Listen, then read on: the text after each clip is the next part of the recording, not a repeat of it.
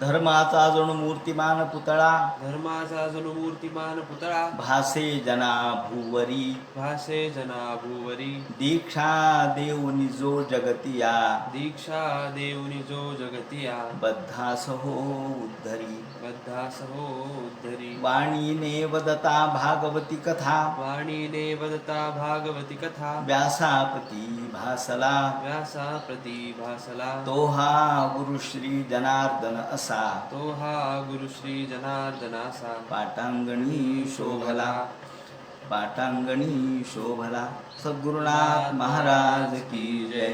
हरे नमः. श्री शुकुवाच विरूपः केतुमान् शंभु रंबरीश सुतास्त्रयः विरूपात् पृषदो अश्वभूत तत्पुत्रस्तुरथीतरः. भगवान वेदव्यास वर्णन करून सांगू लागले आणि शुकाचार्य राजा परीक्षितीला सांगतात. याप्रमाणे अंबरीश या राजाची कथा या ठिकाणी सांगितली. या अंबरीश राजाने युक्त वैराग्य आपल्या आयुष्यामध्ये प्राप्त करून, युक्त वैराग्य म्हणजे तो वैरागी किंवा विरागी होता, वैराग्य प्राप्त झालेलं होतं, परंतु तरीही तो प्रपंचात होता. तो वनात गेला नाही, परंतु घरात राहून सुद्धा त्यांनी भगवंताचं एकाकार अशा स्वरूपाचं चिंतन केलं, मनन केलं, सर्व प्रकारच्या इंद्रियांनी भगवंताचं भजन केलं. यालाच म्हणतात या अशा प्रकारचं वैराग्य की जे वैराग्ययुक्त वैराग्य या नावाने प्रसिद्ध आहे. याप्रमाणे अंबरीशाची कथा सांगितल्यानंतर अंबरीशाला विरूप नावाचा मुलगा, विरूपाला केतुमान, केतुमानाला शंभू नावाचा मुलगा, त्याचप्रमाणे विरूपाला पृषदश्व आणि पृषदश्वाला रथीतर हे मुलं झाली. रथीतर हा निपुत्रिक होता. रथीतराची एक मोठी गमतीची गोष्ट आहे की तो निपुत्रिक असल्यामुळं कंटाळून गेला आणि एके दिवशी आपल्या राण्यांसह त्यांनी वनामध्ये तो गेला. अंगिरसाने रथीतराच्या पत्नीच्या ठिकाणी संतान उत्पन्न केलं नियोग पद्धतीने. याप्रमाणे वैवस्वत मनुच्या शिंकेपासून इक्ष्वाकू झाला असं वर्णन आहे. त्याचप्रमाणे इक्ष्वाकूला 100 पुत्र होते. त्यापैकी विकुक्षी, निमी, दंडक एवढे होते. यापैकी दंडकाचं एक वैशिष्ट्य असं आहे की दंडकारण्य हे जे नाव पडलं ते या दंडकावरूनच पडलं. म्हणजे हा सूर्यवंशातला दंडक, यावरूनच आपल्या या सगळ्या भागाला दक्षिणापथ जो भाग आहे, म्हणजे साधारणतः दक्षिण भारताचा भाग हा सगळा दंडकारण्य म्हणून जो प्रसिद्ध झाला. ज्या दंडकारण्यामध्ये श्रीरामचंद्रांनी वनामध्ये येऊन अनेक गोष्टीचा उद्धार केला. इथेच अगस्ती ऋषींचा आश्रम होता. याचं वर्णन आपल्याला वेगवेगळ्या ठिकाणी पाहायला मिळतं. प्रामुख्याने या दंडकारण्याची जी कथा आहे ती या ठिकाणी थोडक्यात सांगतो की दंडक हा जो मुलगा होता हा इक्ष्वाकूचा मुलगा, सूर्यकुलातला. या ठिकाणी त्यांनी अरजा नावाची शुक्राचार्याची मुलगी तिचं अपहरण केलं, तिला पळून नेलं तिच्या इच्छेविरुद्ध.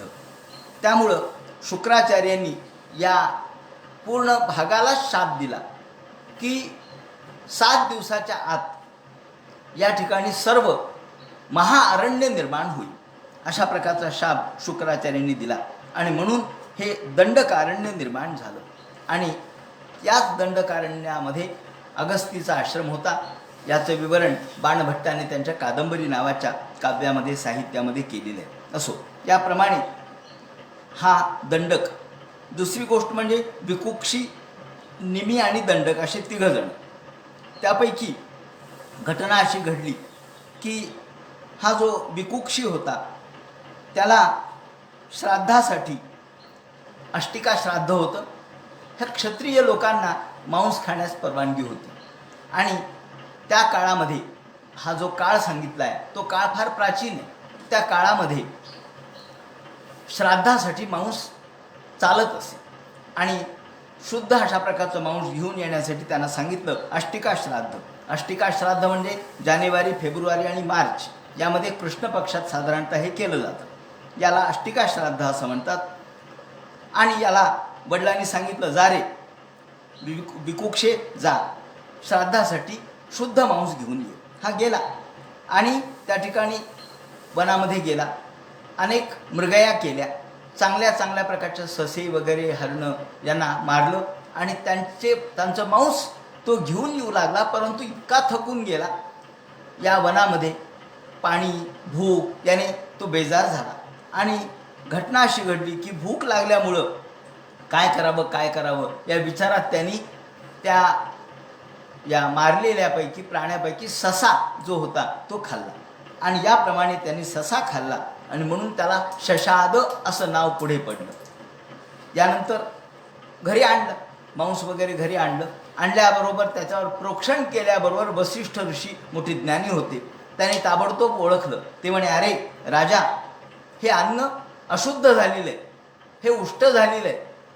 असं विचारल्याबरोबर त्याला विचारलं, का रे विकुक्षे, हे अन्न हे उष्ट केलं आहेस का? तेव्हा त्यांनी उत्तर दिलं, महाराज, मला भूक लागली म्हणून मी ससा त्यातला खाल्ला.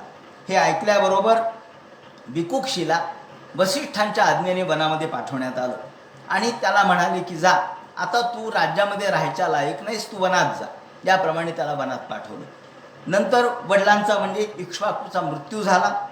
या मृत्यू झाल्यानंतर मात्र हा वनातून परत आला आणि आर्यावर्तामध्ये यांनी सर्वत्र राज्य केलं. आर्यावर्त म्हणजे काय हे मुद्दाम या ठिकाणी सांगतो की हिमालय पर्वत आणि विंध्य पर्वत या दोन पर्वतांच्या मधला प्रदेश म्हणजे आर्यावर्त. या आर्यावर्तामध्ये पूर्व, पश्चिम, दक्षिण आणि उत्तर, त्याला या इक्ष्वाकुला 100 मुलं होते. ते 25-25 मुलामध्ये अशा प्रकारचे या राज्यांचे 4 भाग करण्यात आले. त्यानंतर विकुक्षीपासून पुढे पुरंजय झाला. याच पुरंजयाला इंद्रवाह असं नाव पडलं, त्यालाच ककुत्स असं नाव पडलं. आता पहा, रामासाठी जे सगळे विशेषण वापरले जातात, राम हे इक्ष्वाकू वंशातले. त्यानंतर रामाला काकुत्स्थ पुरुषा पूर्ण असा आपण रामाला वापरतो शब्द. काकुत्स्थ म्हणजे काकुत्स्थ म्हणजे ककुत्स्थाचे वंशज या अर्थाने. म्हणजे ककुत्स्थ हे नाव आणि त्याचे वंशज म्हणून काकुत्स्थ. जसं दशरथाचा म्हणून दाशरथी, त्याप्रमाणे कुरुचा म्हणून कौरव, पुरुचा म्हणून पांडव याप्रमाणे. या दृष्टीने पंडूचे म्हणून पांडव, पुरुचे म्हणून पौरव. या म्हणून पुरंजयालाच इंद्रवाह असं नाव पडलं. इंद्रवाह नाव कसं काय पडलं तर हा भिकुक्षी मोठा पराक्रमी निघाला. एकदा इंद्राच्या मदतीला तो गेला. इंद्राने दानवांशी युद्ध केलं, त्यावेळेला हा त्याला मदतीला गेला. तेव्हा हा म्हणाला की मी दानवांशी युद्ध करतो, परंतु इंद्राने माझं वाहन झालं पाहिजे. आता अट घातली, त्याला काय करणार? इंद्राने वाहन झालं पाहिजे. इंद्र जर म्हणजे इंद्रावर मी स्वार झालो तर मी युद्ध करीन. बैलाप्रमाणे इंद्राने वाहन झालं पाहिजे किंवा घोड्याप्रमाणे झालं पाहिजे. याप्रमाणे इंद्राने ते मान्य केलं आणि हा इंद्राच्या पाठीवर बसला आणि युद्ध केलं आणि म्हणून त्याला इंद्रवाह असं नाव प्राप्त झालं. त्याचप्रमाणे इंद्राला त्यांनी बैल बनवलं म्हणून त्याला ककुत्स्थ असंही म्हणतात. अशा प्रकारे हा पुरंजय, या पुरंजयाला अनेना नावाचा मुलगा झाला, त्याला पृथू नावाचा मुलगा झाला, त्याला विश्वरंध्री नावाचा मुलगा झाला, विश्वरंध्रीला चंद्र झाला, चंद्राला युवनाश्व झाला. याच युवनाश्वाने युवनाश्वाला श्रावस्त नावाचा मुलगा झाला. या श्रावस्ताने श्रावस्ती नगरी स्थापन केली. श्रावस्ती आजही प्रसिद्ध आहे. या दृष्टीने श्रावस्ती नगरी या श्रावस्ताने स्थापन केली. या श्रावस्ताला बृहदश्व झाला. बृहदश्वाला कुवलायाश्च झाला. तो अत्यंत बलवान होता. उतंक ऋषीच्या इच्छेसाठी त्यांनी 21,000 पुत्रांना घेऊन म्हणजे सैनिकांना घेऊन धुंदू नावाच्या असुराचा वध केला. पण हा धुंदुमार नावाचा जो असुर अत्यंत भयानक पराक्रमी होता. त्या धुंदूशी लढताना त्याच्या मुखातील अग्नीमुळं सर्व मुलं जळाली आणि फक्त 3 शिल्लक राहिले. त्या 3 पैकी एक दृढाश्व, दुसरा कपिलाश्व आणि तिसरा भद्राश्व असे 3 मुलं शिल्लक राहिले. दृढाश्वाला हरियश्व, हरियश्वाला निकुंभ, निकुंभाला बरहणाश्व, त्याचप्रमाणे त्याचा कृशाश्व सेनजित आणि युवनाश्व दुसरा. युवनाश्व हे अनेक नावं आलेली आहेत अनेकदा. आणि हा युवनाश्व दुसरा हा निपुत्रिक होता आणि तो हा युवनाश्व जो होता तो निपुत्रिक तो आपल्या राणींसह कंटाळून वनामध्ये गेला. आणि वनात गेल्यानंतर ऋषींना फार दया आली.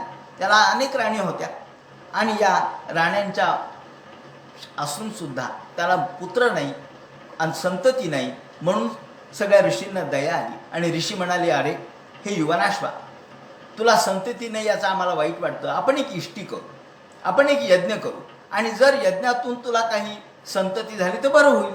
याप्रमाणे यज्ञ करायला सुरुवात केली. ऋषींना दया आली आणि ऋषींनी ऐंद्री नावाची इष्टी, ऐंद्री म्हणजे इंद्राची, याला ऐंद्री असं म्हणतात, इंद्राची यष्टी, याप्रमाणे इष्टी करायला सुरुवात केली. युवनाशो भवत्तस्य सोनपत्यो वनंगतः भार्या शतेन निर्विण्ण. 100 बायका त्याला होत्या, तरी संतती नाही, म्हणून तो अत्यंत दुःखी होता, कष्टी होता. ऋषयोस्य कृपालवः. सगळे ऋषी त्यांना दया आल्यामुळं त्यांनी इष्टी करायला सुरुवात केली. आणि या इष्टी करताना त्यांनी काही पाणी अभिमंत्रित करून ठेवलं. कशी मजा असते. जुन्या काळातल्या सगळ्या ह्या घटना आहेत, त्या अलौकिक आहेत, चमत्कारिक आहेत, रंजक आहेत आणि उद्बोधकही आहेत. या दृष्टीने या सगळ्या ऋषींनी मंत्रजल तयार केलं, अभिमंत्रित केलं पाणी आणि तिथे ठेवलं. आणि सगळेजण झोपी गेले. रात्र झाल्यामुळं सगळे झोपले. राजा तद यज्ञ सदनम प्रविष्टो निशितर्षितः. रात्रीच राजाला तहान लागली आणि तहान लागल्यानंतर काय करावं, पाणी कुठं पाहावं, पाणी कुठं शोधावं, म्हणून तो यज्ञमंडपात आला. यज्ञमंडपात त्याला एक घागर भरून दिसली. एक तांब्याभर पाणी दिसलं, एक छोटाशी घागर तांब्याभर पाणी त्याला दिसलं. त्याला वाटलं, अरे बरं झालं, हे पाणी चांगलं आहे, आपण प्यावं. दृष्ट्वा शयानान विप्रस्तान पपौ मंत्रजलम स्वयं. आणि हे मंत्रजल या विप्रांनी, ब्राह्मणांनी, त्याचप्रमाणे वेदज्ञांनी, मंत्रद्रष्टी ऋषींनी तयार केलेलं होतं. हे त्याच्या पत्नीला द्यायचं होतं, पण रात्री तहान लागल्यामुळं अनवधानाने ते पाणी पिण्यात आलं. हा युवनाश्वाने ते पाणी पिलं.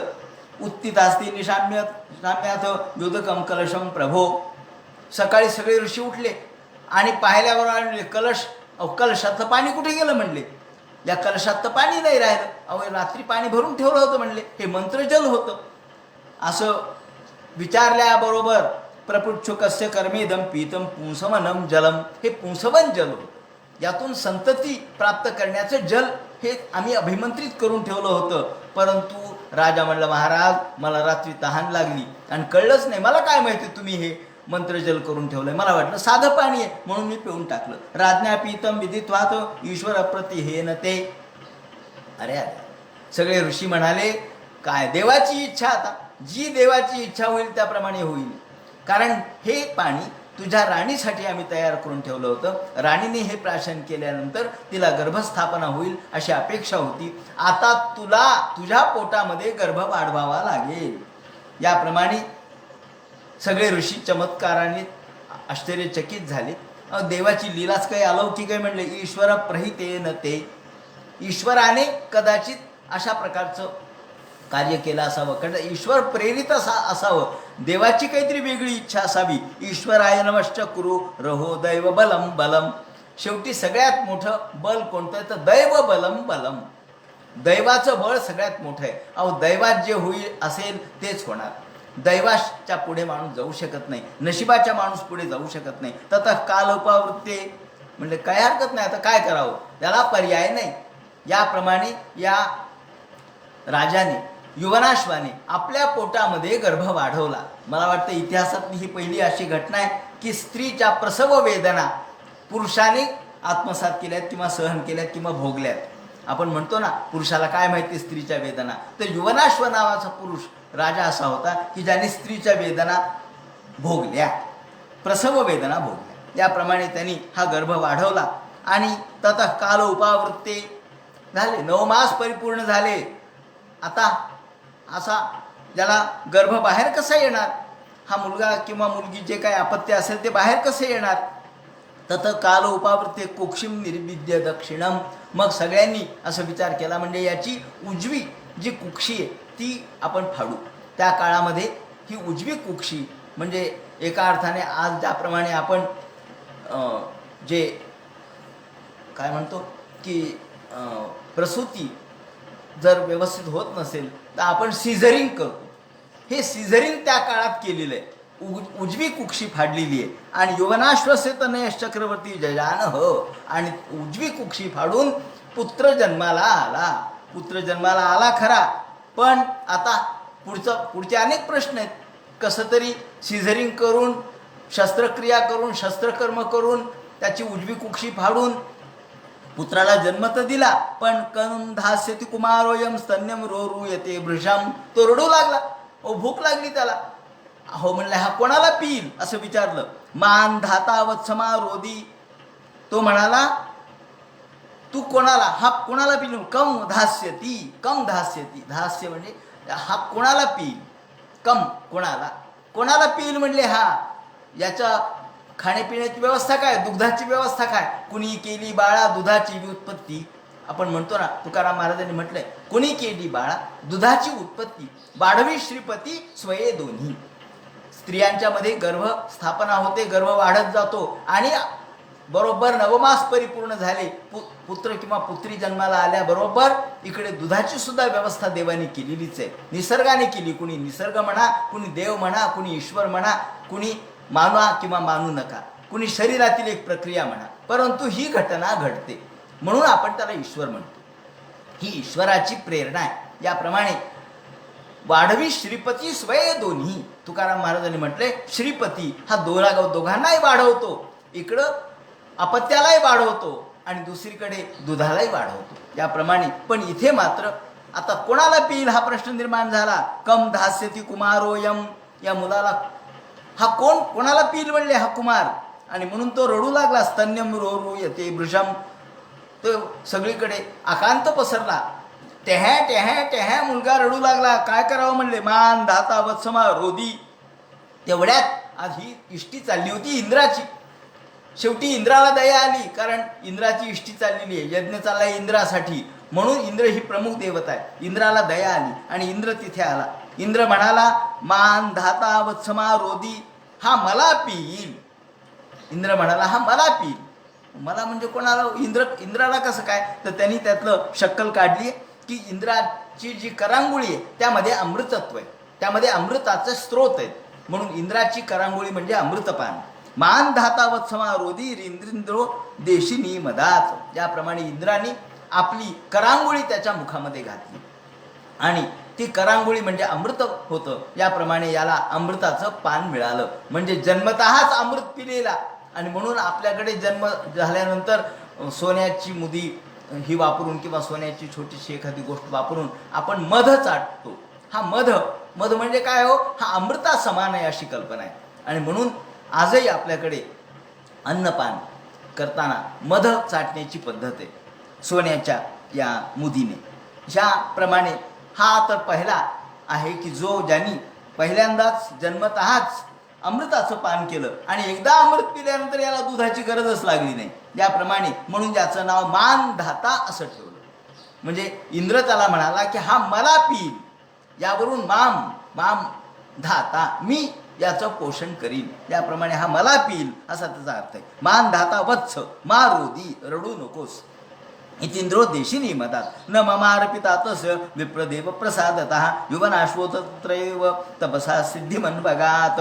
याप्रमाणे या युवनाश्वाच्या याच्या पुत्राची योजना इंद्राच्या अमृतामुळे झाली आणि याप्रमाणे हा जन्माला आला. याला मानधाता असे याचं नाव पडलं. याप्रमाणे याला त्रिसत दस्यू म्हणून देखील हा प्रसिद्ध आहे, कारण अनेक दस्यूंचा, अनेक प्रकारच्या दुष्ट लोकांचा यांनी वध केला. याप्रमाणे या मानधातानी बिंदुमतीशी लग्न केलं. ही बिंदुमती कोण होती, तर शशबिंदूची मुलगी होती. आणि त्यांच्यापासून पुरुपुच्छ, अंबरीष, मुचुकुंद, हा अंबरीष दुसरा बरं का, पुरुपुच्छ, अंबरीष, मुचुकुंद इत्यादी मुलं झाली. हा मुचुकुंद म्हणजे प्रत्यक्ष प्रसिद्ध असलेला, योग मार्गामध्ये प्रवीण असलेला हा मुचुकुंद, ज्याचं आख्यान आपल्याला दशमस्कंधामध्ये बघतो आपण, की ज्या मुचुकुंदाच्या अंगावर भगवंतांनी शाल टाकली आणि या वेळेला हा कालयवन नावाचा दैत्य भगवंतांनी त्याच्याद्वारे मारला. हा तो मुचुकुंद आहे. हा या मानधाताचा पुत्र, मानधाता आणि बिंदुमती यांचा पुत्र. या अंबरीश, मुचुकुंद, कुरुकुत्स यांना 50 बहिणी होत्या. म्हणजे मानधाताला 50 मुली होत्या.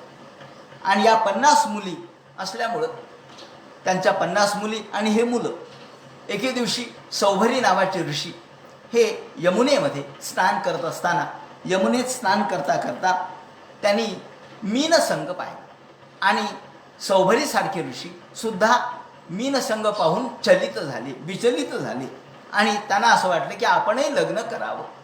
पण आता आपल्याला मुलगी कोण देईल? आपलं वय तर आता 70-80 वर्षाचं होत आलं, वृद्ध झालोत, म्हातारे झालोत, काय करावं? आपल्याला मुलगी कोण देईल असा विचार केला त्यांनी. पण म्हणले हो, मानधाता नावाचा राजा आहे, म्हणले त्याला 50 पोरी आहेत, मग एखादी पोरगी द्यायला काय हरकत आहे म्हणले. त्याला गेला मानधाता राजाकडं. हा सौभरी ऋषी मानधाता नावाच्या राजाकडे गेला आणि गेल्याबरोबर मानधाता राजाने त्याचं स्वागत केलं. म्हणाले या साहेब महाराज, कुणीकडे आला? अर्घ्य पाद्य विष्ठराणी पूजा केली, नमस्कार केला. म्हणले मानधाते, माझी अशी इच्छा आहे, मी ऋषी आहे, मुनी आहे, तपस्वी आहे, पण मला असं वाटतं की आता लग्न करावं. ते म्हणले आता या वयात? हो म्हणले, मला वाटतं, त्याला काय करणार, मला असं वाटतं की मला संसार करण्याची माझी इच्छा अपुरी राहिली आहे, तेव्हा कोणती इच्छा माणसाची अपुरी राहू नये म्हणून मला वाटतं लग्न करावं. बरं म्हणजे मग काय म्हणणं आहे तुमचं? अहो म्हणले, तुम्हाला 50 पोरी आहेत, त्यात एक दिली तर काय होईल? एक देऊन टाक. राजा मोठा पेचात पडला. म्हणलं हे धर्मसंकटच आहे, नाही म्हणावं तर हे ऋषी भस्मसात करते, आपल्याला काहीतरी शाप देतील. बरं हो म्हणावं तर कोणती म्हणून मुलगी द्यावी? ह्या म्हाताऱ्याला? म्हाताऱ्याच्या गळ्यामध्ये मुलगी घालायची म्हणजे झोपेत धोंडा घातल्यासारखंच आहे. काय करावं? आपलं स्वतःच्या पायावर धोंडा पाडल्यासारखंच आहे. काय करावं म्हणून त्यांनी क्षणभर विचार केला आणि मोठी युक्तीने बोलला. काही काही गोष्टी युक्तीने बोलाव्या लागतात. त्यांनी सांगितलं, महाराज तुमचं म्हणणं मला मान्य आहे, परंतु माझ्या 50 मुलींच्या समोर तुम्ही उभा राहा, जी मुलगी तुम्हाला पसंत करील तिच्याबरोबर खुशाल लग्न करा, मी तुमचं लग्न लावून देतो. असं म्हणल्याबरोबर हा यांनी विचार केला, असू द्या बघू. त्यांनी उभा राहिला, तो या मुलींना बोलावलं. का हो मुलींनो म्हणले, हा ऋषी आहे सौभरी नावाचा, याच्याकडे पहा आणि कोणाला हा पसंत आहे सांगा. सगळ्यांनी पाहिलं, आपापल्या खिडकीमधून पाहिलं. अरे म्हणले काय, कोण हे म्हातारा माणूस इतका वृद्ध आणि याच्याबरोबर लग्न करायचं? काय उपयोग आहे म्हणले याच्याबरोबर लग्न करून? नाही म्हणले, आम्हाला. सगळ्यांनी नाकं मुरडले, सगळ्यांनी तोंड फिरवले, सगळ्या मुली काहीच बोलल्या नाहीत, परत गेल्या. राजा म्हणाला, बघा या मुलींनी काही उत्तर दिलं नाही आणि मुलीच्या मनाविरुद्ध मी काही करू शकत नाही. यांनी विचार केला सौभरीने, अरे आपण अत्यंत बलिपलित आहोत, गलित गात्र आहोत. आपण गलित गात्र, म्हातारा झाला म्हणजे माणूस गलित गात्र होतो. गलित झाली काया हेची लळित पंढरी राया, तुकाराम महाराजांनी म्हटलंय. गलित झाली काया, गलित म्हणजे अत्यंत क्षीण झालेली काया. गलित झाली काया हेची ललित पंढरी राया, गळित झाली काया. ललित म्हणजे काय? सोंग. असं सोंग, या सोंगाबरोबर कोण लग्न करील म्हणले. त्यांनी स्वतःही विचार केला की अरे खरे, माझ्याकडे बघितल्यानंतर कोणालाच वाटणार नाही की आपण लग्न करावं. कशामुळं? तर आपली स्थिती कशी आहे पहा ना. आपले अंग थरथर कापू लागलेलं आहे. आपली स्थिती बली पलित एजतक इतके हंपतता हृता. बली पलित एजतक, अंगावर सगळ्या वळ्या पडल्यात, सगळीकडे अंग क्षीण झालेलं आहे, शक्ती राहिलेली नाही, शक्ती ऱ्हास झालेला आहे. आणि एजतक म्हणजे मान हलते. आपण म्हणतो ना, दंताजीचे ठाणे उठले, फुटले दोन्ही कान, डोळे चुकले काही न बघती, नन्ना म्हणते मान. मान नन्ना म्हणू लागली, मानच म्हणायला लागली नको नको, लग्न नको. अशा स्थितीत अवघे पाऊनशे वयमान, म्हातारानं तुतका अवघे पाऊनशे वयमान. हा काही फार म्हातारा नाही म्हणले, फक्त 500 वर्षाचं वय आहे, बाकी काही नाही. आणि आपल्या या वयाकडे बघून, आपल्या या स्थितीकडे बघून, गळीत झालेल्या कायेकडे बघून कोण आपल्याबरोबर लग्न करणार आहे म्हणे. तो म्हणला, राजासाहेब ठीक आहे, मी आता परत येतो. आणि तिथून तो निघाला. त्याचा अपमानच झाला म्हणा थोडक्यात. त्याला स्वतःलाही वाटलं की खरंय, मुलींचंही बरोबर आहे, राजाचं काय चूक आहे. आला आल्याबरोबर त्यांनी आपलं सगळं आत्तापर्यंतचं तप पणाला लावलं आणि पाणी सोडलं की मी केलेलं तप आत्तापर्यंतचं सगळं पुण्य मी खर्ची घालतो, परंतु मी तरुण झालो पाहिजे, मी सुंदर झालो पाहिजे म्हणून त्यांनी पाणी सोडलं आणि क्षणात परिवर्तन झालं. क्षणात त्याचं रूप बदललं. तरुण अशा प्रकारचं स्वरूप प्राप्त झालं. नवयौवन संपन्न हा झाला. दिसायला सुंदर, अगदी 25 वर्षाचा तरुणा बाण दिसू लागला. काळे केस झाले, त्याप्रमाणे बलीपलीत असलेली काया अगदी तरुण बाण झाली आणि गोरा पान असा चेहरा, सुंदर अशा प्रकारचं स्वरूप त्याला प्राप्त झालं आणि तो पुन्हा परत आला. आल्याबरोबर राजाच्या दरवाजात आला. राजा म्हणाला, कोण आहे महाराज? ते म्हणले, मीच सौभरी. हां, आपण? हो, मी माझं सगळं पुण्य या ठिकाणी पणाला लावलं आणि माझं स्वरूप बदललं. आता तुमच्या मुलीला विचारा म्हणे, माझ्याबरोबर कोणाला लग्न करायचं. सगळ्या मुलीला पुन्हा बोलावलं. सगळ्या मुलींनी बघितलं खिडकीतून आणि सगळ्या मुली त्याच्यावर आकृष्ट झाल्या. हेच नवरा पाहिजे असं म्हणायला लागले. हाच पाहिजे म्हणले पती, दुसरा कोणी नको. याप्रमाणे राजाला विचारलं. राजाने सांगितलं की काय म्हणतात मुली? हो म्हणले, मुली सगळ्या मुली तुमच्याबरोबर लग्न करायला तयार आहेत. आधी एकही करायला तयार नव्हती, आज सगळ्याच्या सगळ्या 50च्या 50 मुली म्हणाले की नाही, हेच नवरा पाहिजे म्हणून, याच पतीबरोबर लग्न करायचं. हरकत नाही. राजाने 50 मुलीबरोबर यांचं लग्न केलं. याप्रमाणे ममानुरूपो नायम येती तद्गत चेतसाम, याप्रमाणे ददर्श भवचाचार्यो मीन संग समुत्थितम. आणि याप्रमाणे राजाने यांचं लग्न मोठ्या थाटामाटात लावून दिलं. लावून दिल्यानंतर आता 50 मुली यांच्याबरोबर याचा संसार सुरू झाला. हा संसार 50 मुलींच्या सोबत सेवमानोन चातुष्यद दाज्यतो कैरिवानला, हा 50 मुलींच्या सोबत यांचा संसार सुरू झाला. 50 मुली, 50 मुलींसाठी, 50 बायकांसाठी यांनी 50 बंगले तयार केले. अहो, प्रत्येकासाठी स्वतंत्र रो हाऊस घेतले यांनी, बंगले बांधले प्रत्येकासाठी वेगवेगळे. आणि 50 स्त्रियांच्या बरोबर 50 रूप धारण करून हा राहू लागला. मला वाटतं भगवान गोपालकृष्णाच्या नंतर हाच एकमेव आहे. भगवान गोपालकृष्णांनी 16,108 स्त्रियांच्या सोबत तेवढे रूप धारण केले होते. आणि हा सौभरी याने 50 स्त्रियांच्या बरोबर 50 रूप धारण केले आणि 50 रूप धारण करून हा त्यांच्या सोबत राहू लागलाय. याप्रमाणे असा मोठा सर्वांच्या सोबत मोठ्या थाटाने संसार याचा सुरू झाला. याला 5,000 मुलं झाली. त्याप्रमाणे विस्मित स्तंभ मजहात, अहो इतका याचा संसार जोरात सुरू झाला. याचे धन काय, धान्य काय, समृद्धी काय, लौकिक काय, मोठेपणा काय, तेजस्विता काय, ओजस्विता काय, स्वलंकृत स्त्री पुरुषेषु नित्यदा. अहो, स्त्रियांना सुद्धा अलंकृत केलेलं होतं. सगळ्या प्रकारच्या वस्त्र, प्रावरण, अलंकार यांनी सगळ्या स्त्रिया समृद्ध होत्या. सर्वत्र ग्रहेषु नानो उपवनमाल आंबा, सगळ्या घराच्या समोर सुंदर अशा प्रकारचे उपवन होते, क्रीडा विहार होते. सर्वत्र जल क्रीडा करण्यासाठी, त्याचप्रमाणे विहार वेगवेगळ्या ठिकाणी फिरण्यासाठी होते.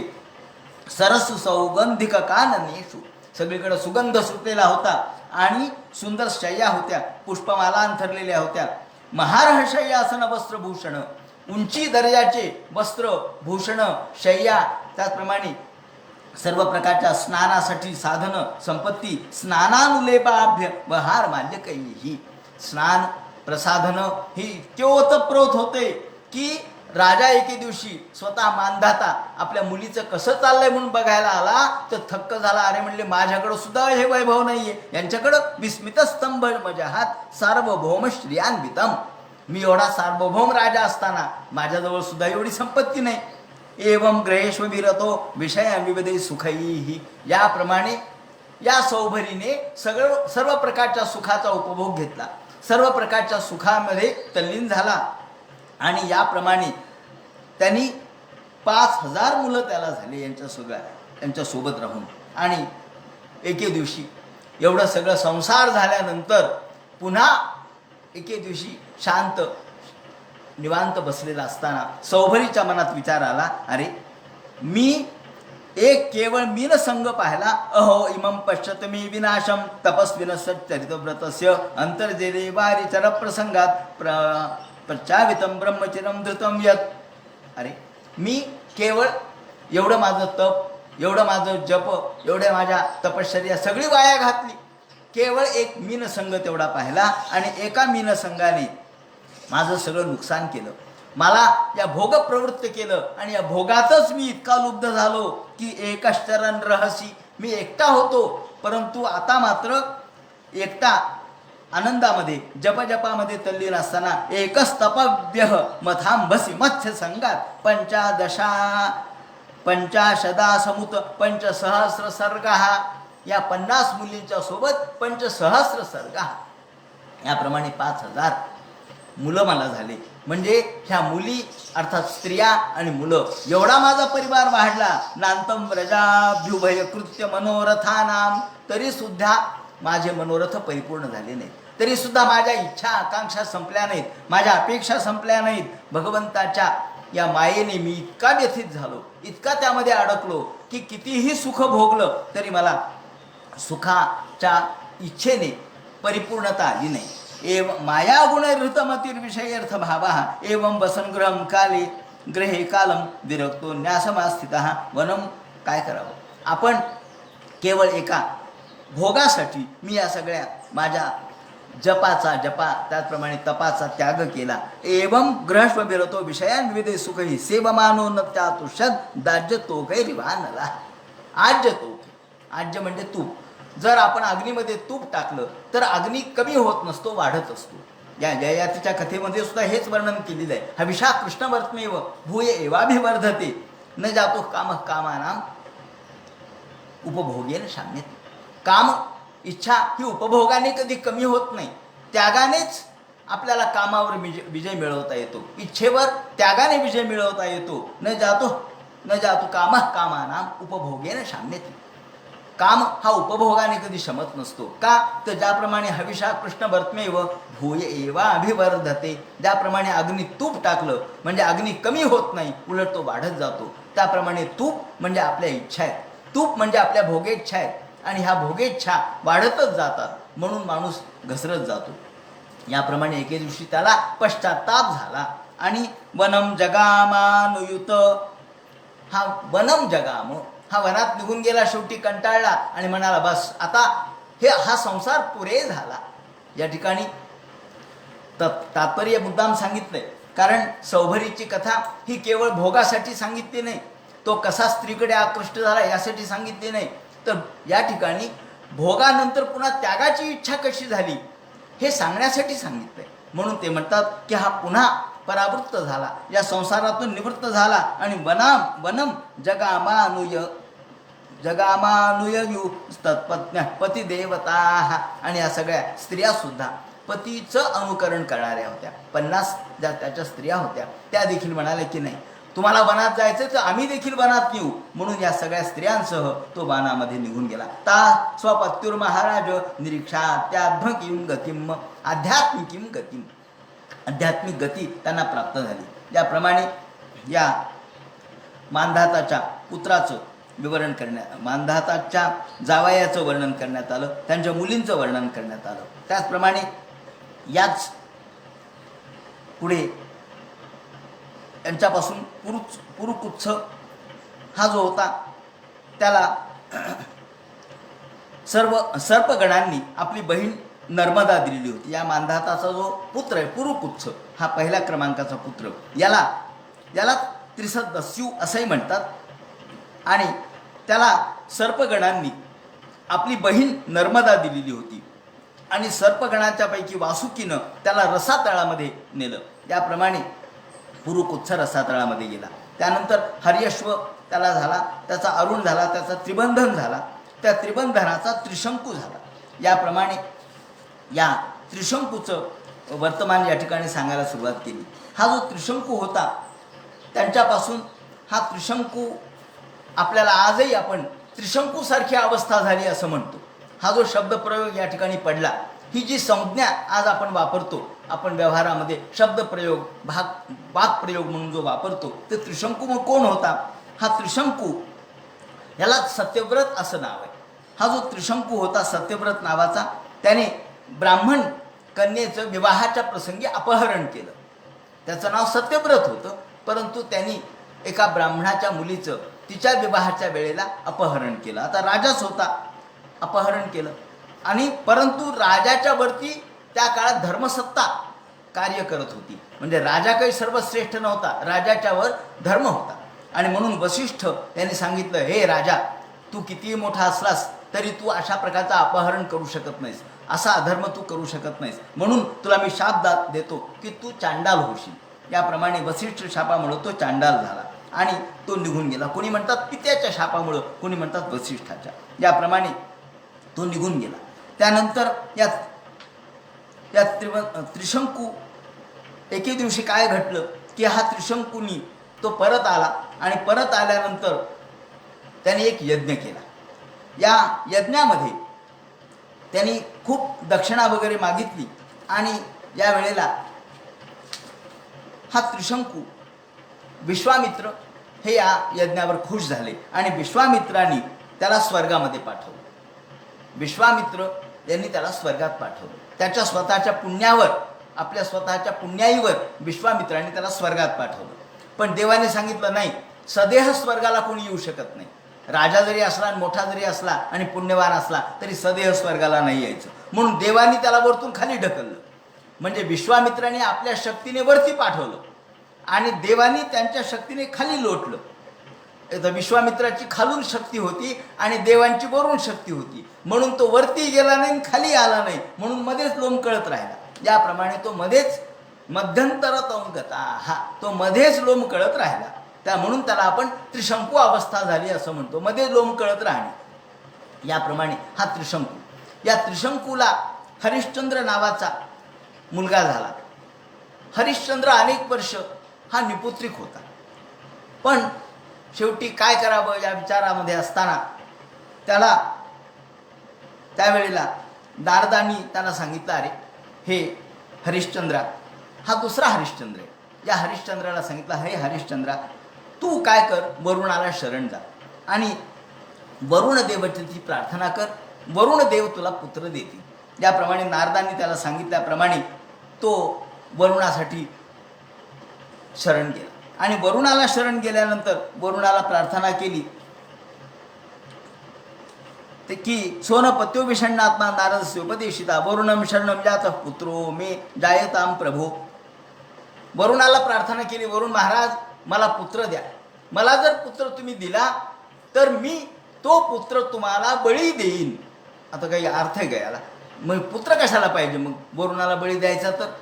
पण माणसं काहीही बोलतात तोंडाने. आपण म्हणतो ना की लोक काही कशाही पद्धतीने, अनेकदा आजही अशा प्रकारच्या अंधश्रद्धा आहेत की मुलगा झाला, मुलगी झाली तर मी तुम्हाला अमुक करील. देवीला काही प्रार्थना करतात, काही बोलतात, काही नवस बोलतात. अहो काही नवस तर वरतून मुलाला फेकणे हा देखील नवस आहे. मग काय गंमत आहे, वरतून मुलाला फेकलं, एखाद्या वेळेला मुलाला काही झालं, लागलं, सवरलं तर काय करता. पण लोक कसे नवस करतील त्याचा नेम नाही. म्हणून यांनी असाच नवस केला वरुणाला की हे वरुणा मला पुत्र दे, पुत्र दिला तर मी तो तुला बळी देईन. आणि झालं घटना अशी की वरुणाने याला पुत्र दिला, त्याला पुत्र झाला. तथे ते वरुणेनास्य पुत्रो जातुस्य रोहिता, रोहित नाव त्याचं ठेवलं. वरुणाच्या कृपेमुळे याला पुत्र झाला, त्याचं नाव रोहित ठेवलं या हरिश्चंद्राने. आणि त्यानंतर आता वरुणाला मागायला, पुत्र जन्माला आल्याबरोबर हा मागायला आला. जात सुतो ह्यनेनांग मा यजस्वेती सोब्रवीत. वरुण आला, वरुण म्हणला, हे हरिश्चंद्रा हा पुत्र दे, तू म्हणाला ना मी तुला बळी देईन म्हणून, हा पुत्र दे. त्यावेळेला आता पुत्र झाला तर पुत्र प्रेमही निर्माण झालं वडिलाच्या मनामध्ये. तो म्हणे, अहो थांबा, अजून हा 10 दिवसाचा सुद्धा नाही आहे, त्याला 10-12 दिवसाचं होऊ द्या. जोपर्यंत हा 10-12 दिवसाचा होत नाही तोपर्यंत त्याचं पशुत्व गेलेलं नसतं. म्हणून हा 10-12 दिवसाचा होऊ द्या, आपण नाही का 12व्या दिवशी नाव ठेवतो. कशामुळं तर 10 दिवस होऊ द्यायचे, मग 12व्या दिवशी बारसं करायचं. याप्रमाणे 10-12 दिवसाचा होऊ द्या म्हणे. वरुण म्हणलं हां बरोबर. ज्याप्रमाणे त्यांनी ते मान्य केलं. तो परत गेला, पुन्हा परत आला 10-12 दिवसानंतर. म्हणले, अरे हरिश्चंद्रा पुत्र दे ना, तू म्हटला होतास ना तो बळी देईन म्हणून. हो म्हणले, थांबा आता. अरे अहो दंता पशोर, याला दात येऊ द्या ना म्हणे. म्हणजे आता हा चाल ढकल करू लागला. हा हरिश्चंद्र रोहित पुत्राला द्यायला तयार नाही, तो चाल ढकल करू लागला. दंता पशोर, जोपर्यंत याला दात येत नाही तोपर्यंत काय खरं, याला याचे दुधाचे दात तरी येऊ द्या. मेध्यो भवेदिती, दात आल्यानंतर मी तुम्हाला त्याचा बळी देईल. पुन्हा वरून निघून गेला. पुन्हा दात आले. दात आल्यानंतर जाता दंता यजस्वेती स प्रत्यात सोब्रवीत. मग म्हणलं हे दात पडू द्या ना, जरा अन्नाचे दात येऊ द्या ना, जेवणाचे दात येऊ द्या. दुसऱ्यांदा दात येतात ना, म्हणून आपण दाताला द्विज शब्द वापरतो, जे दोनदा येतात. जाता दंता यजस्वेती स प्रत्यात सोब्रवीत. पुन्हा वरून परत गेला. पुन्हा पशोर निपतिता दंता यजस्वेती सोब्रवीत. अहो, जर दुधाचे दात पडल्यानंतर खरे दात आले, जेवणाचे दात आले, म्हणजे हा पशु म्हणून योग्य होईल मानण्यासाठी. म्हणून पशोर निपतिता दंता यजस्वी सोब्रवीत. पुन्हा यदा पशो पुनर्दंता, पुन्हा दुसरे दात आले. पुनर्जाता यजस्वेती तो प्रवीत. त्यानंतर पुन्हा दात आले. पुन्हा वरून आला. म्हणले, ओ राजेसाहेब काय झालं, तुम्ही मला म्हणाला होतात ना बळी देतो म्हणून, काय झालं आता? पहिले 10-12 दिवसही गेले, दुधाचे दात पडले, त्याचप्रमाणे अन्नाचे दात आले, आता दे. ते म्हणले थांबा, अहो याला थोडा मोठा होऊ द्या, जोपर्यंत हा मोठा होत नाही याला कवच धारण करू द्या. म्हणजे थोडासा 10-12 वर्षाचा होऊ द्या, कवच धारण करण्याची क्षमता, हा क्षत्रिय आहे ना, त्याला कवच धारण करण्याची क्षमता येऊ द्या, मग तुम्ही याचा बळी घ्या. त्याप्रमाणे सान्नाहिको यदा राजन्योथ पशुशुचिही, तोपर्यंत हा काही शुद्ध नाही. पुन्हा वरून परत गेला आणि इति पुत्रानुरागेण, हे पहा गंमत, म्हणजे पुत्रानुरागेण, पुत्राचा अनुराग, पुत्राचा प्रेम निर्माण झालं आणि पुत्राच्या प्रेमाने स्नेहयंत्रित चेतसा, इतकं प्रेम निर्माण झालं की आता बरोबरच आहे ना, मुलगा झाला, मुलाला कोणाला बळी द्या वाटेल का, पण शब्द कसा बोलावा, मग भाषा कशामुळं तशी बोलावी, आपण मान्य का करावं आधीच, पण हे त्याला कळलं नाही. आणि वरून आणि पुन्हा पुन्हा पुन्हा पुन्हा पुटका लावला की दे, तुझा बळी दे, तो म्हणलास दे, देतो म्हणलास दे. आणि हा त्याला कालवंचना करू लागला. म्हणजे त्याला कालक्रमणा एक एक काळ, आपण म्हणतो ना की जर वाईट गोष्ट असेल तर अशुभस्य कालहरणम, शुभस्य शीघ्रम आणि अशुभस्य कालहरणम, तो कालहरण करू लागला. कालम वंचयता तम मुक्तो दैवस्तथैव क्षत. काय करावं? एके दिवशी या मुलाला त्यांनी सांगितलं, अरे वरून हा तुझा बळी मागतोय. तो म्हणला, तो घाबरला, मग काय मला मारायचंय का म्हणला. आता तो ज्ञानी झाला होता, तो त्याला कळत होतं, तो चांगला शिक्षित झाला होता आणि त्याला वयाला अशा वयाचा झाला की ज्यामुळे त्याला कळू लागलं, 14, 15, 16 वर्षाचं झाल्यामुळं. आणि मग आपले वडील या वरुणाला बळी देणार आहेत, आपल्याला ठार मारणार आहेत म्हटल्यानंतर हा तिथून पळून गेला. तो पळून वनात गेला. खरं म्हणजे वडिलांनीच त्याला सांगितलं, जा वनात पळून जा. याप्रमाणे हा पितरम वरुणग्र संशुत्वा जातमहोदरम, आणि हा वनामध्ये पळून गेला. उडवाउडवीची उत्तरं ऐकून शेवटी वरून चिडला. पुन्हा आला. म्हणले, ए कुठे आहे तुझा पुत्र? म्हणले, काय किंवा तू कुठं पळून गेलाय मलाच कळलं नाही. असं आहे का म्हणला. शेवटी वरून असतो, तो चिडला. तो शेवटी जलाची देवता वरून आहे. त्याने सांगितलं, काही नाही राजा, तुला जलोदर होईल. जलोदर म्हणजे पोट फुगल तुझं. याप्रमाणे राजाच्या पोटामध्ये पाणी झालं, पोट फुगलं आणि जलोदर झाला. महोदरम, उंच असं उदर मोठं झालं आणि त्या जलोदरामुळं पोट गच्च फुगलं, पोटात पाणी झालं. आणि काय करावं, अहो पोटात पाणी होणारच ना, वरून चिडल्यावर काय होईल. म्हणजे जल हे जीवन आहे, हे खरं आहे, पाणी हे जीवन आहे, पण पाण्याचा विकार झाला की ते आपल्याला विषासारखं मारतं. म्हणजे जलोदर हा रोगच आहे. पाणी चांगलं असेल तर ठीक आहे, पण वाईट असेल तर तो विषप्रमाणच आहे. त्याप्रमाणे रोहितो ना ग्राममेयायो, याप्रमाणे हा रोहित निघून गेला आणि याच्या पोटाची व्यथा सुरू झाली. आणि एके दिवशी तो अरण्यात गेला खरा, पण त्याला इंद्र भेटला आणि इंद्राने सांगितलं, हे पोरा जाऊ नको बरं का वडिलाच्या घरी, कारण तिथं गेलास की तुला वरून ठार मारेल, वरून घेऊन जाईल. म्हणून प्रत्येक वेळेला इंद्र यायचा आणि या वेळेला इंद्र त्याला वरून ठार मारण्याची भीती घालायचा. याप्रमाणे अशी घटना घडत शेवटी घटना अशी घडली की या हरिश्चंद्राने एकदा राजसूय यज्ञ केला आणि राजसूय यज्ञ केल्यानंतर यज्ञामध्ये दक्षिणा खूप मागितली. ती मागितली त्या विश्वामित्राने.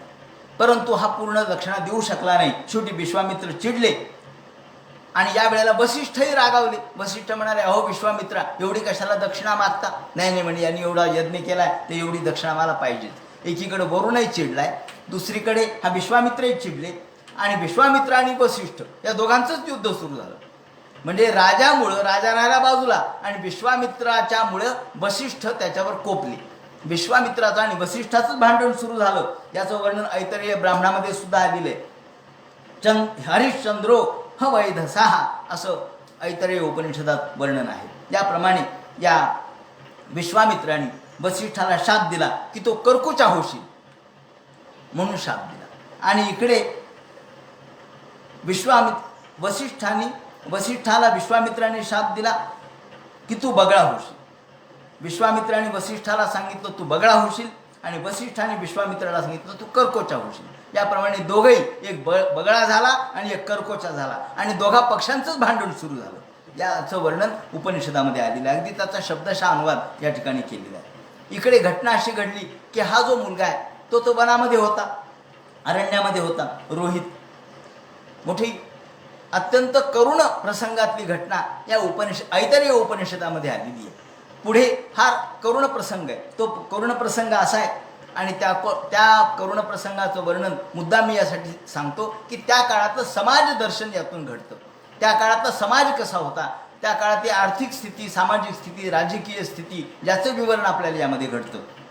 घटना अशी घडली की आता काय करावं, याच्यावर तोड काय काढावी. वरुणाला तर हे द्यायचंय, नाहीतर मग जलोदर काही कमी होत नाही. म्हणून राजाने शोध घ्यायला सुरुवात केली की कुणी आपला मुलगा बळी द्यायला तयार आहे का. आता कोण आपला मुलगा बळी देणार आहे बरं? आपला पोटचा पोरगा कोण बळी देणार आहे? पण काही वेळेला घटना अशी घडते. एक अजिगर्त नावाचा ब्राह्मण होता, अत्यंत गरीब होता, दरिद्री होता, निष्कांचन होता. त्याला 3 मुलं होते. त्यापैकी मधला मुलगा, आता काय असतं पहा, दत्तक देताना सुद्धा मधला मुलगा दत्तक देतात का, तर पहिल्या मुलाला तो धर्मपुत्र आहे, त्यामुळे त्याला सगळ्या धार्मिक विधीचा वगैरे श्राद्धाचा अधिकार आहे. कनिष्ठ मुलावर आईबापाचं प्रेम असतं, आपण म्हणतो ना शेंडीफळ, आईबापाचं प्रेम असतं, कनिष्ठ मुलगा आहे. पण मधला मुलगा हा याचा नाही त्याचा नाही, म्हणून मध्यंतो अंतरंगता हा असं आपण म्हणतो. मध्यंतर जो मधला काही उपयोगाचा नाही, एक तर पहिला असावं नाही तर शेवटचा असावं, मधलं काही उपयोगाचं नाही, आदले मधले काही उपयोगाचे नाही. म्हणून त्याही काळामध्ये असंच होतं. दत्तक सुद्धा मधल्यालाच देतात, त्याचा अधिकार आहे तो. ज्येष्ठालाही दत्तक देता येत नसतं आणि कनिष्ठालाही देता येत नसतं, मधल्याला दत्तक देता येतं. याप्रमाणे यांनी विचार केला की या अजिगर्ताने मधला मुलगा आपला आपण देऊन टाकावा. आणि त्या हरिश्चंद्राला सांगितलं, तुम्ही मला जर धनसंपत्ती भरपूर देत असाल तर मी हा मधला मुलगा तुम्हाला देऊन टाकतो. त्याचं नाव होतं शुनशेप. आणि मुळात तो मधला मुलगाही होता आणि दुसरं म्हणजे तो अत्यंत ढ होता. शुनशेप म्हणजे, शुनशेप शब्दाचा अर्थ असा आहे कुत्र्याचं शेपूट. कुत्र्याचं शेपूट कसं आहे हो? वाकडं ते वाकडं. तुम्ही किती सरळ करायचा प्रयत्न केला करा, ते वाकडंच राहणार. का? कुत्र्याचं शेपूट आहे ते. त्यात नळी घालून जरी सरळ केलं तरी पुन्हा नळी काढली की ते वाकडं ते वाकडंच. त्याप्रमाणे कुत्र्याचं शेपूट वाकडं जसं असतं त्याप्रमाणे हा शुनशेप होता. हा तो ब्राह्मण म्हणाला, अजिगर्त तुम्ही मला धन द्या, संपत्ती द्या. हा हरिश्चंद्र म्हणला, तुला काय संपत्ती जेवढी पाहिजे तेवढी घेऊन जा. ज्याप्रमाणे शुनशेपाला त्यांनी घेतलं, पैसे देऊन विकत घेतलं. पहा, म्हणजे आता त्या काळात मुलं विकत होते, हा देखील संदेश आपल्यापर्यंत येऊ शकतो. हा ऐतरेय उपनिषदाचा संदर्भ आहे. म्हणून उपनिषद काळामध्ये मुलाची विक्री पैशासाठी बापाने केल्याचं हे एक उदाहरण आहे. याप्रमाणे यांनी मुलाची विक्री केली आणि हा मुलगा घेऊन आला. हा घेऊन आल्यानंतर यांनी सांगितलं वरुणाला, वरुणा तुझ्यासाठी मी बळी आणलाय, मी नरमेध यज्ञ करणार आहे, याचा बळी मी देणार आहे. वरुणालाही आनंद झाला. विश्वामित्र तिथे होते. विश्वामित्र अरे म्हणाले, त्याला दया आली विश्वामित्राला, अरे हा बिचारा शुनशेप, याला काही कळत नाही, हा बिचारा ढय, ज्ञान काहीच नाही याला, आणि याला बळी देण्यासाठी आणलंय. राजाने विकत घेतलंय खरं, आता हा राजाचा झाला हेही खरं. विक्री आपण एखाद्या वस्तूची करतो, वस्तू विकत घेतो, त्याप्रमाणे हा वस्तूच आहे म्हणून राजाने आणलं. पण आता हा विनाकारण बळी जाणार, काय करावं म्हणून मोठ्या युक्तीने विश्वामित्राने त्याला काही मंत्र शिकवले. तेवढ्या वेळामध्ये एक महिना 2 महिन्याचा काळ लागला असेल. एवढ्या काळामध्ये त्याला मंत्र शिकवले. फार त्याला काही येत नव्हतं, तो कुत्र्याचा शेपूटच होता. पण त्याला शन्नो देवी रभिष्टय आपो भवन्तु पीतये शंयोरभिस्रवन्तु नः एवढाच मंत्र शिकवला. म्हणत दररोज त्याला पाठ करायला लावला. शन्नो देवी रभिष्टय आपो भवन्तु पीतये शंयोरभिस्रवन्तु नः. शन्नो देवी रभिष्टय आपो भवन्तु पीतये शंयोरभिस्रवन्तु नः. आपल्याला माहितीसाठी सांगतो की शन्नो देवी रभिष्टय हे आपलं घोषवाक्य आपल्या या ज्याला आपण जहाज वगैरे म्हणतो किंवा नौकानयन म्हणतो त्या नौकेसाठी वापरलेलं आहे. हे घोषवाक्य नौकेच्या साठी वापरलेलं आहे. म्हणजे आपले प्रत्येक ठिकाणचे घोषवाक्य भिन्न भिन्न आहेत. त्याप्रमाणे जसं पोलीस खात्यामधलं घोषवाक्य हे खल निग्रहाय सदरक्षणाय असं पोलिसांचं घोषवाक्य, त्याप्रमाणे या विमानाचं घोषवाक्य वेगळं आहे. तसं या जल व्यवस्थापनाचं जे घोषवाक्य जिथे आपल्याला या सगळ्या जहाज वगैरे ज्या ठिकाणी असतात त्या ठिकाणचं जे घोषवाक्य ते आहे त्या घोषवाक्याला शन्नो देवी रभिष्टय असं घोषवाक्य. त्याप्रमाणे म्हणजे ह्या पाण्यापासून माझं रक्षण व्हावं. शन्नो देवी रभिष्टय आपो भवन्तु पीतये शंयोरभिस्रवन्तु नः. हे शन म्हणजे कल्याण व्हावं. कशापासून? तर पाण्यापासून माझं कल्याण व्हावं हा त्याचा अर्थ आहे. म्हणजे शेवटी हा वरुणाचा मंत्र आहे. हा वरुणाचा मंत्र त्याला शिकवला आणि तो तयार झाला. त्याला काही कळत नव्हतं पण तो आपला म्हणायला लागला. मग इकडे यज्ञ सुरू झाला आणि त्याला त्या युपाला म्हणजे यज्ञामध्ये जो खांब असतो पशुबळी द्यायचा खांब त्याला बांधून ठेवलं. आणि आता बळी द्यायची वेळ आली. तेवढ्यात वरतून खाली आला. वरतून आल्याबरोबर त्या वरुणाने ऐकलं. म्हणजे हा बळी आहे का? म्हणले हो. म्हणले हा काय म्हणतोय? म्हणे हळूच काहीतरी पुटपुटतोय. विश्वामित्रांनी त्याला सांगितलं होतं काही नाही फक्त एवढं म्हणत राहा. तो काहीतरी पुटपुटायला म्हणे काय बोलायला. म्हणले हा काय बोलायला आहे का? वरुणाने ऐकलं. हो म्हणले हा तर माझी स्तुती करतोय. शन्नो देवी रभिष्टय आपो भवन्तु पीतये शंयोरभिस्रवन्तु नः. अरे माझी स्तुती करतोय. जो माझी स्तुती करतोय त्याचा बळी मी घेणार नाही. म्हणजे हा वाचला. म्हणजे हा मेला नाही, वाचला. आता वरुण म्हणला मला हा बळी नको. आता वरुणाने नकार दिला आणि राजाने तर याला बळी म्हणून ठेवलेलं होतं म्हणून हा राजाचाही त्याच्यावर अधिकार नाही राहिला, वरुणाचाही अधिकार राहिला नाही आणि अजिगर्ताने विकलं म्हणून अजिगर्ताचाही अधिकार नाही. मग हा मुलगा त्याचं काय करायचं? हा तर मग समाजामध्ये असाच केवळ नुसता समाजामध्ये नुसता फिरत राहील किंवा बहिष्कृत होईल. मग काय करावं? मग अशा बहिष्कृत मुलाला पहा विश्वामित्राचं मोठेपण कोणतं आहे. मला अनेकदा असं वाटतं की या ऋषींचं मोठेपण समजून घेतलं पाहिजे. यांचं भांडणं सोडून द्या. परंतु ऋषीचं मोठेपण असं आहे विश्वामित्रांचं की ज्या विश्वामित्र म्हणाले की हा मुलगा आता बहिष्कृत होण्याच्या ऐवजी मी त्याला दत्तक घेतो आणि माझं गोत्र मी याला देतो. आणि म्हणून विश्वामित्राला 100 मुलं होते. विश्वामित्रांनी विचारलं काय मुलांनो? त्या विश्वामित्रांच्या मुलांनी आले विश्वामित्राची मुलं. म्हणले काय हो, काय म्हणतात बाबा? ते म्हणाले काही नाही, या मुलाला मी दत्तक घेणार आहे आणि हा तुमचा ज्येष्ठ भ्राता होईल, ज्येष्ठ भाऊ होईल. त्यातल्या 50 जणांनी सांगितलं आम्हाला हे मान्य नाही. ते म्हणले जा म्लेंछ व्हाल. म्हणून विश्वामित्रांनी त्यांना हाकललं, त्यांनाच समाज बहिष्कृत केलं.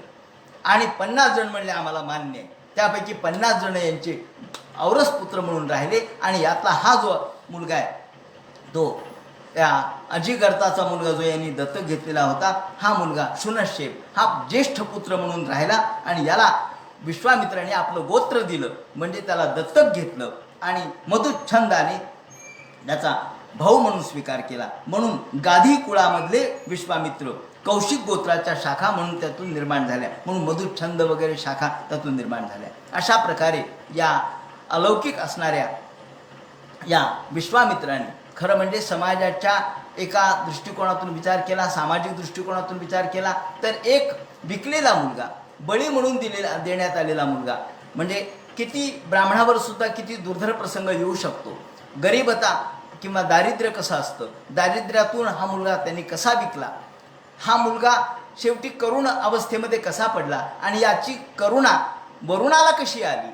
वरुणाने तो सोडला, राजाने तो त्यासाठी बळी म्हणून ठेवला पण शेवटी विश्वामित्राने एक आपले संत हृदयातून संतत्वाच्या दृष्टिकोनातून याला आपल्या पदरामध्ये कसं घेतलं आणि आपलं गोत्र याला कसं दिलं, यातून हा सगळ्या भारतीय जीवनाचा इतिहास, समाजशास्त्र, त्या काळातलं राज्यशास्त्र, त्या काळातलं धर्मशास्त्र, त्या काळातील मानवतावादी भूमिका, या सगळ्या गोष्टीचा यातून प्रत्यय येतो. अशा प्रकारे या सगळ्या कथांचा आपण या ठिकाणी बारकाईने जर अभ्यास केला तर भारतीय जीवन दर्शन आपल्याला यातून घडतं. उपनिषदातली ही ऐतरेय ब्राह्मणातली कथा या ठिकाणी सांगण्यात आली. यानंतर उद्याच्या चिंतनामध्ये आपण सगराचं चरित्र पाहणार आहोत. सगराने ही गंगा आपल्या पृथ्वीवर कशी आणली आणि चे पिता कसे मुक्त झाले, या सर्वांचं सगर कसे मुक्त झाले या संबंधीची जी कथा आहे ती आपण उद्याच्या चिंतनामध्ये बघू.